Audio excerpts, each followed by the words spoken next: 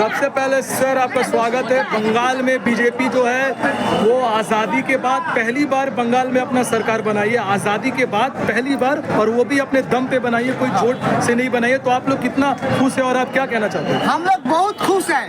हाँ, इतना खुश जो हमारा जो कर्मी है उसका बहुत बलिदान देना पड़ेगा, दिया है हम लोग, ठीक है। अभी तो इतना खुश है बोल नहीं सकेगा कितना खुश है हम।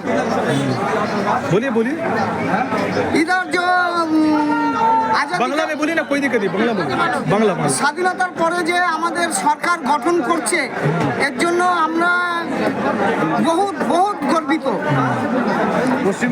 बट सर टीएमसी बोल रहा था कि 2026 में जो है बीजेपी 26 सीट भी नहीं लाएगी, लेकिन आप लोग जो है अपने दम पे सरकार बनाए, उसके बारे में क्या कहना है? बांग्लाते बोलो। 2026-এ আমাদের সরকার গঠন করবে। আমাদের সরকার হচ্ছে গিয়ে মানবিক সরকার, জনসাধারণের সরকার, জন আদেশ নিয়ে এসছে, জনতা যা বলবে জনতার উদ্দেশ্যেই আমাদের এই সরকার। ধন্যবাদ।